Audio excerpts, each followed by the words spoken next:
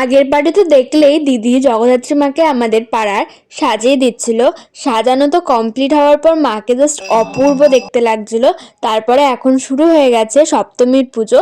তো মাকে প্রথমেই সিঁদুর পরিয়ে দিচ্ছে, কতটা না সুন্দর লাগছে সিঁদুর পরলে, সত্যি মুখটা ঠাকুরেরও পাল্টে যায়। এরপর এক এক করে মালা পরিয়ে দিচ্ছে। প্রথমেই আমাদেরই গাছের স্থলপদ্ম এবং পাড়ারও অনেকেই দিয়েছে।